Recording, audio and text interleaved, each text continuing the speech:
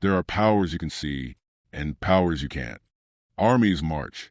Politicians argue. Nations rise and fall in the noise of history. But behind them, in the silence, lies a force far greater than any army, any government, any weapon ever created. A force that determines which countries grow, which collapse, which burn, and which survive. It is not a missile. It is not an empire. It is not a man. It is a currency, the U.S. dollar. The world calls it money, but the truth is far darker. It is the operating system of the planet, the invisible power grid that connects nations, corporations, banks, and people. And tonight, we step inside the machine. Chapter 1. The Birth of the Global Grid. Most people think the dollar became powerful by chance, but the truth is colder. After World War II, Europe was ruins. Asia was shattered. Economies across continents had collapsed. Only one nation stood tall, untouched, wealthy, industrialized: the United States. So in 1944, in a quiet hotel in Bretton Woods, New Hampshire, 44 nations gathered to rebuild the world economy. But what they didn't know was this: they were also building a new empire, an empire with no flag, no borders, no visible ruler. In that room, the U.S. dollar was chosen as the center of the world's financial system, not because America asked for it, but because the world had no alternative. This moment was not a deal. It was a surrender. Every currency was pegged to the dollar, and the dollar was pegged to gold. America became the banker of Earth. Thus, the global power grid was born. Chapter 2. The Collapse That Created a King. But something unexpected happened. By the 1960s, U.S. spending exploded. Wars, welfare, expansion, debt. America printed money faster than it produced gold. Foreign nations, especially France, started demanding gold in exchange for dollars. And in 1971, President Richard Nixon made a decision that shocked the world. He cut the link between the dollar and gold. For the first time in history, the world's most important currency was backed by nothing. It should have been the end of the dollar. Instead, it was the beginning of its true power. Because without gold, the dollar was no longer a currency. It became a weapon, a tool that could expand infinitely, shape markets, influence nations, crush economies, a limitless power source. Chapter 3. The Petrodollar, the deal that changed the earth.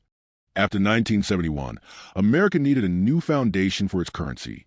So it made a silent deal with the most powerful oil nation, Saudi Arabia. The agreement was simple and devastatingly effective. Saudi Arabia would sell oil only in U.S. dollars. Any country wanting oil, the lifeblood of the modern world, would have to buy dollars first. In return, the U.S. would protect Saudi Arabia. 2 signatures, 1 handshake, and the world was locked into the dollar forever. Oil became the anchor of the dollar. The dollar became the anchor of global trade. This system was called the Petrodollar. With this single deal, the U.S. didn't just control the price of fuel. It controlled the oxygen of the global economy. Chapter 4. The Silent Weapon. Swift, Sanctions, and Financial Control. Now the U.S. had an empire of money, but an empire needs tools. And the U.S. created the deadliest tools of all. 1. Swift, the global messaging system for banks. If SWIFT cuts you off, your economy stops breathing. 2. Chips and Fedwire, the backbone of dollar transactions. Almost every international dollar payment touches U.S. soil. 3. Sanctions, the modern-day siege weapon. With a signature, the U.S. can freeze a nation's bank reserves, assets, companies, individuals. No missiles, no tanks. Just silence. When Russia invaded Ukraine, the U.S. froze $300 billion of Russian reserves overnight. No empire in history has held this kind of power. Not Rome, not Britain, not the Mongols. This is economic gravity. Unescapable, invisible, deadly. Chapter 5. The Shadow Network of Dollar Debts. Here's a fact the world doesn't like to discuss. 40% of global debt is denominated in dollars. If the U.S. raises interest rates, entire countries suffer. Argentina collapses. Sri Lanka breaks. Turkey falls into crisis. Pakistan struggles. African economies drown. The U.S. doesn't have to attack anyone. It just adjusts interest rates. And the global financial system trembles. Because when the dollar rises, every other currency bleeds. This is not dominance. This is dependence. Chapter 6. Corporate America, the hidden armies. Empires once used soldiers. America uses corporations. Apple, Microsoft, Google, Amazon, Meta. These companies are bigger than most nations. They store global data, control communication, run cloud infrastructure, shape algorithms, influence elections, track consumers, dominate markets. You don't need an army to rule the world. If you control its digital heartbeat, the world fears governments. But the modern world is controlled by servers, and most of those servers are American. Chapter 7, The Final Truth, Why the Dollar Still Rules. Many countries dream of replacing the dollar, but dreams collapse in front of reality. The U.S. dollar still dominates because the U.S. has the world's deepest financial markets. The dollar is used in 88% of all currency trades. 60% of global reserves are in USD. Oil, gas, metals, machinery, mostly priced in dollars. No other currency offers equal safety or liquidity.